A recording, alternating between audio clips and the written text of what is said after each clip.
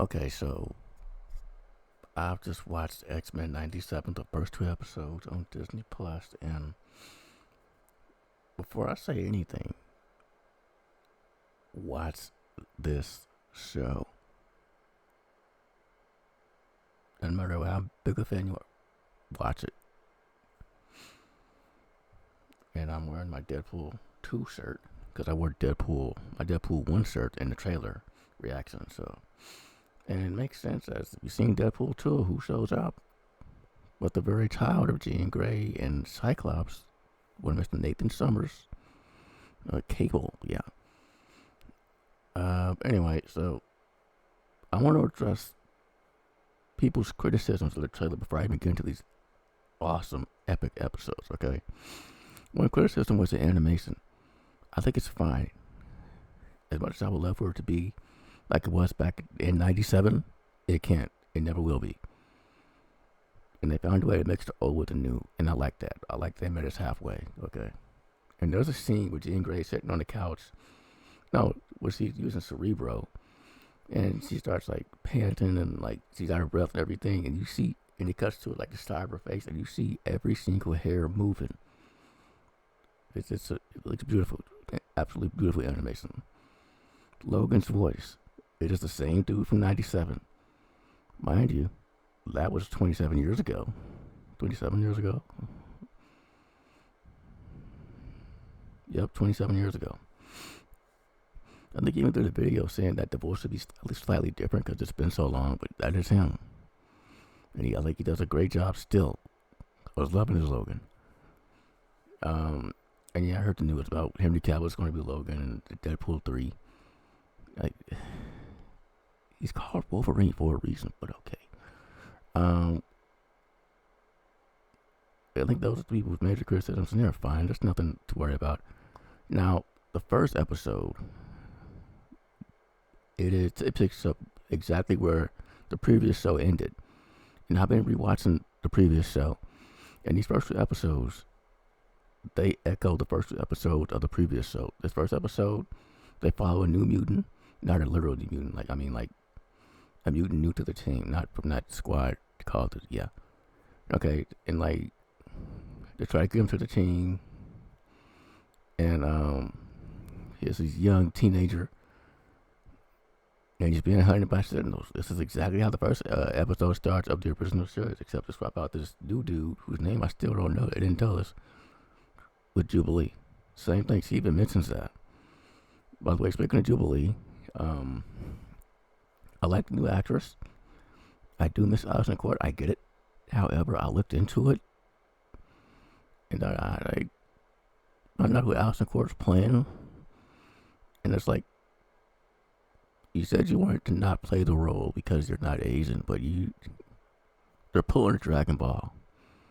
Like, remember in Dragon Ball Super, when Vegeta had to meet and fight a version of himself, and they brought in the original actor to play that role, and it was so cool having a conversation between him and Christopher Savage Vegeta. It would be similar to that, so it would really still. Jubilee's my girl. I'll get two of them. Okay. Speaking of two different versions of one X-Men, we will circle back to that. But yeah, so Jubilee and she's firing this. And so yeah, they're trying to get this new dude to join them because he's being hunted by sentinels like Jubilee was. And right off the bat, the first three mutants you see are this new dude who's Portuguese, I'm sorry. And then followed by Bishop, and then finally Storm. Three heroes, I hate this expression, of color. You got a Portuguese dude and two black dudes. Those are the first heroes you see. If it weren't X-Men, I would be like, but it's X-Men, so I get it. And they make epic entries, especially Storm. She is. One thing about these episodes, every single member gets a time to get their sit in and shine. Okay? And Storm shows up, it's so awesome. And then Cyclops shows up. What you saw in the trailer was but a taste of how badass he is now. It's like they're trying hard to undo what's been done to them. Like, ooh, maybe he was fighting up this block, man. They even did the thing where they knock off his visor, and he's like, "No, please." Don't. They made that badass. Oh, and you straight up, it's rated PG, by the way. The original was Y7. This is PG, and Cyclops is straight up shooting people with his lasers. Not even just. I swear, like after he wanted it, I thought I saw him shoot a leg off. He didn't. He just shot somebody in the leg. Like, damn. Got him in the back. It's like, damn. And like, wow. And that just keeps going throughout both episodes. So they get this dude after they beat these senators and get this dude to the school. It begins to be a bit. It begins to pair off from the original story. Whereas Jubilee was there asking questions, looking around. This dude couldn't wait to leave. Like his whole thing. If Jubilee's fun and likable, inquisitive, maybe slightly impulsive, this dude, his thing is to throw money at his problems. He doesn't want to use his powers. Literally, his catchphrase is, "How much? Money is no problem." Like, what? Even the X-Men are like, what? Like, we don't want your money. And this dude said, "Oh, cool. Can I? Yeah, I can leave. Fuck yeah." Like they always do these, and they always do that in these Marvel shows. They did it in the original X-Men, this iteration of it, and this show from the 2000s called Mutant X. The same thing. Actually, it was a teenage girl, well, a young woman, very young adult, short black hair and a long coat, who had just like Jubilee. Anyway, but yeah, they always do that, and he doesn't want to be there. And we find out that he doesn't want to use his powers because he doesn't feel like himself, and I feel like they're saying something else. At the same time, he's obviously flirting with Jubilee. So but yeah, and his family doesn't know, like, that he has powers. He wants to keep it that way, so that's why he doesn't join them as of yet. That's his story. Another story is, I'm gonna say Rogue for last, cause y'all know how much I love Rogue. But yeah, and did Jubilee first, my first favorite, then Rogue, my other favorite. Doing that. So next will be, we will do, so, okay. Next will be the big story arc of, I'll get back to Jean Grey and, next is Magneto. Oh, Magneto. So you saw in the trailer that he's now in control of the X-Men thanks to Charles Xavier. I thought it was some bullshit. I thought he moved some things around and got, because I'm pretty sure Magneto was very well off. I thought he did that because I'm like, doesn't Charles Xavier have a twin brother? I'll leave it to Magneto. But yeah, and I thought something was up, and like, I still got an eye on Magneto because I don't fully trust him. Neither does Scott, like, at all, and we know why. Like, and this kind of intersects with his and Jean Grey's story. But Magneto's there, and like, obviously everybody's surprised they really want him there. They're cracking jokes about it and everything. And Magneto, the second episode, my goodness, before I get to that, his costume, which you don't see here. Dude, before I get to that, the opening, dude. The opening of the show is pretty much the same opening. Literally. I love that. It's the same opening. The theme song's updated, which I'm not really, I usually don't like when shows do that, but it's still good. It's still good. But yeah, they're in the same order. In episode 2, Magneto is now, he gets top billing ahead of Cyclops. Damn. But it's weird because by the end of the opening, Magneto's still on the side of his terrorists, as they call them, fighting against the X-Men. It's weird. But yeah, so Magneto's new leader, and it is interesting, as you might expect. Because you don't know where he's at, if he truly was leftist, but then he starts saying things like, when he says the word coexist, the disgust when he scoffs, like, you see, that's Magneto I know. But at the same time, it's like, no, I'm the leader. It's my team. It's what Charles wanted. We're doing this. And the butting heads of him and Cyclops, yes. A rivalry I didn't know I wanted. But yeah, and he's doing it, but it's like he doesn't really want it either. But that's how much Charles Xavier meant to him, and he really shines in episode 2. We will get to that. Yeah, and so first episode is again really about the Sentinels, and I'm trying to get this teenage dude who doesn't want to be part of the team, and it's just meet all these characters again, and at the end when they beat these big Sentinels, including this really big one, with a different head, and Doctor, not Doctor Connors, not Doctor Connors, that's the lizard, Doctor Cooper. When she shows up and she's talking to Cyclops about everything, they cut to a shot of the X-Men behind them, and they all look serious and heroic, except Rogue, who's just leaning on Gambit, making this face that's somewhere between like an evil, I don't know, like face, and come hither, like literally. Her face says, "Come here," but I'll fuck like come here, but don't come here. Like just appropriate for Rogue. Like she's just leaning up, and that's the one scene where I noticed. Like there was this whole thing. Oh yeah, one thing people were upset about Rogue's ass. Yeah, they trimmed some fat off that ass. Except for that one scene which is leaning against Gambit. You see all that. But yeah, and Rogue, my goodness. I was just watching an interview the other day with Lenore, the voice of Rogue, and she kept going. She was explaining what the role meant to her. I reckon her at the best point in her life. And she kept going in another voice. And like her and Rogue have a lot in common. Maybe that's why the match is so good. You know, I see Rogue to many of us. Like, yeah. And my goodness, she's just having fun with it, and I love it. I love it. That fast talking Southern badass with the rasp. That has been greatly missed from Rogue. It has been. I did like Goth Rogue X-Men Evolution. Makes sense. Beyond that, not really. That's one of my favorite X-Men. You want to make it into the movies. But yeah, so yeah.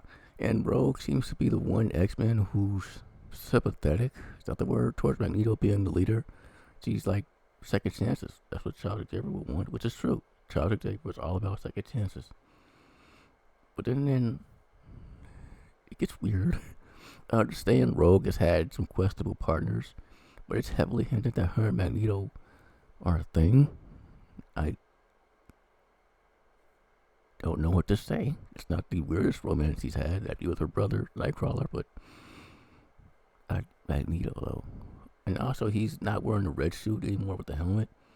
He's wearing that like black leotard singlet thing with the M on it, the white M, and he has the long sleeves and the scarf. I don't dig it. I never have. He has from the comics. A lot of this from the comics, which is awesome. Some of it is just spot on, like straight from the panel. But my goodness, I never liked that costume. At least not on Magneto. Like, I don't know. It just doesn't look right on him to me. Also, the new actor's doing a fantastic job. A fantastic job. So it's a new actor for Cyclops, because both the OG actors are gone now. But yeah, like, man. And so yeah, and we're going to episode 2, and much like the second episode of the original series, which saw Beast locked up waiting trial, Magneto shows up, tries to bust him out. It's like, come with us, and Beast is like, no, I want my day in court. I want to show them that we're not a threat, that we're here to help, so on and so forth. So it's flipped this time around. Now it's Magneto on trial for obvious reason, and I can't do justice what goes down in that courtroom. Me recounting it can't do it any kind of justice. You gotta what? Even that clip is online, and the comments are just, that's what you want to see in the comment section. Hell yes. And like, man, like, cause they're all like, and then like people like burst into courtroom, just regular people burst into courtroom, and the X-Men are trying to defend the lawyers and the judge and everything, who are all against Magneto, including Dr.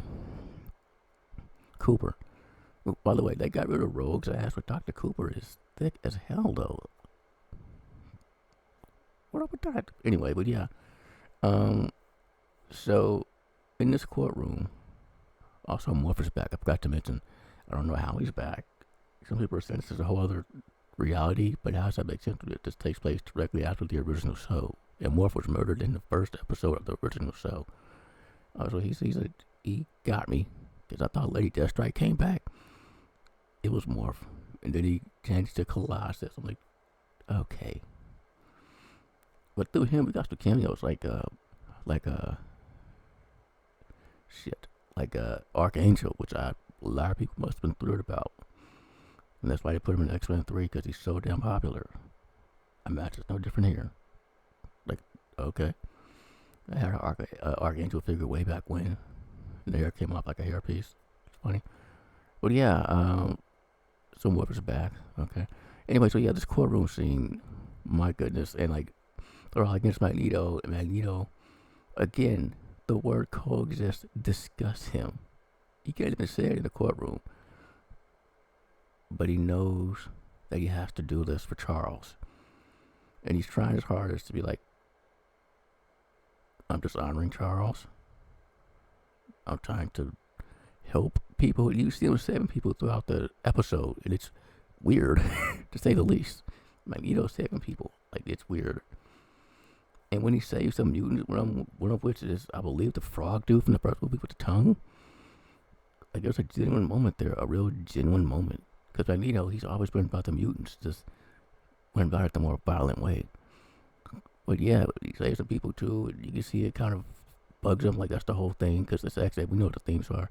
And like, he's really trying his hardest to not be Magneto when he's in court. But then these people, they basically storm the courtroom. The X-Men gotta defend him. Perfect time for Jean Grey to go into labor, which she does. And she's paired up with Logan, of all people, and it's comic gold. I love it. And they drew out to the hospital Rogue. And Jean Grey is destroying stuff because of her powers, I guess. Logan's like, we're almost there, Bubba. And I'm like, why couldn't she fly him there? She's throwing stuff all over the place. But yeah.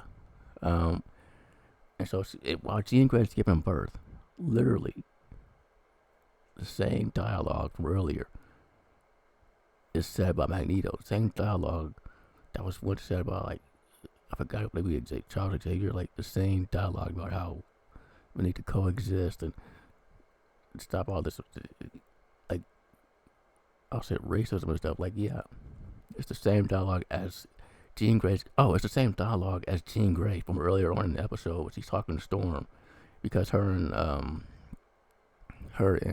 Cyclops, they're about to start a family, so they're going to leave the X-Men for a bit. Until Magneto shows up, and Cyclops is like, no, hell no. But Jean Grey's like, you have other obligations too, though. Okay, and this is what Charles wanted. So that same dialogue from that same conversation plays as he's giving birth. Like, well, the same dialogue is said by Magneto about the world being a better place for the next generation of mutants, and it's going to be about the world being a better place for the next generation of mutants. How parents shouldn't be, like, mutant parents shouldn't be scared for their children and everything. It is verbatim, and it is, wow. But it gets better, because this dude, the executioner, spelled with an X, not an E, kind of like the wrestler, he bursts through with his gun that's powerful enough to take down Storm, and it does. He gets her in the back, and she's down, and Magneto fucking snaps in the best way. He doesn't do the Magneto thing. I thought he would, because he fucks this dude up like there's blood. PG, y'all. Also, Logan says piss earlier on. He's like, they're all pissed he didn't get in a trial.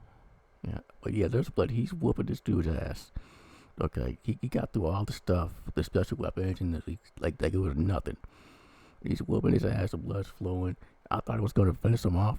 He takes the whole ass courtroom. This dude, Storm, all these people who burst in up into not space, but apparently looking into it. This, not the stratosphere, which I'm familiar with. No, there's something called the magnetosphere.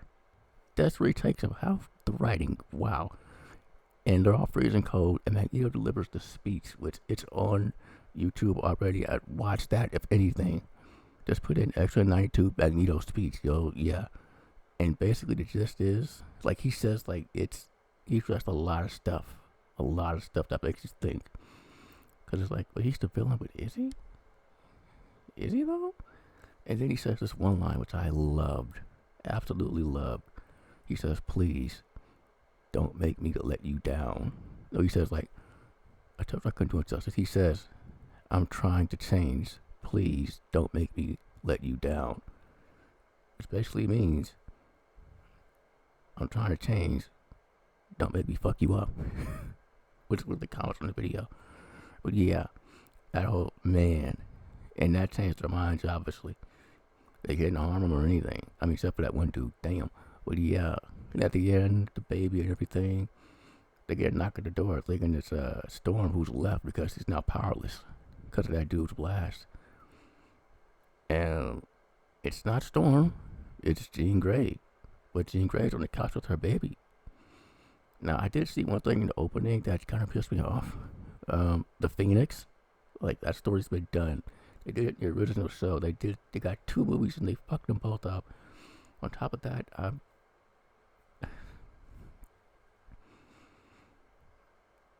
was never really big on the story. I didn't hate it, but the more and more I see it adapted and messed up, the more and more I've grown not to like it. To put the Phoenix in the opening, I'm like, again. And now we got 2 Jean Greys, which, if I remember correctly, that's how the Phoenix ended, because one was down in the water, correct? And the other was fine on land, being the X-Men. Like, memory serves, it's been a while, so. And she shows up, like, all wet and everything. And she's like, I need the X-Men. And it cuts to the other Jean Grey. Like, the way it not cut, it, like, transitions to the other Jean Grey, who has this look on her face, which is surprise, but also, oh, damn, like, she's hiding something. So, and again, this new animation lets them really show facial expressions, lets them really emote with their faces and as well as their bodies, man. You know, it makes the fighting so much better too. We got the old school look, with the new school animation, action wise, and I dig that. The fight scenes are so good.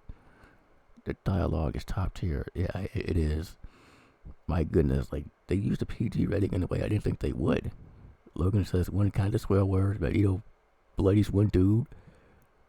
I think it's rated PG largely due to the dialogue and things they're talking about. You don't see that anymore, except with the paranormal. No, except with the Conjuring movies. Like, you don't see that anymore. Just being rated PG for the dialogue, or like the Conjuring's rated PG, like rated R for just thematic elements. Like Sci-Fi Filter was rated M for, because sometimes, or like thematic elements or whatever. Like, you don't see that anymore. So that's pretty cool. Now, some people got to see the first 3 episodes in theaters. I wasn't one of those people, so I saw the first 2, and I loved. Oh, one more thing. No, I just think okay with thing. That's what with the shirt, yeah. So yeah, and I saw a picture too that might have spoiled something, but I don't want to say regarding no. Yeah, but anyway, like this. Wow, they're back with a vengeance, literally. Okay, like, watch this show. If you're an OG fan like I am from '97, watch the show. If you're not, the movie's kind of sent you away. These are the real X-Men. Watch this show, okay? If you're a casual fan, watch this show. If you're curious, don't be. Watch this show, okay? Like, wow.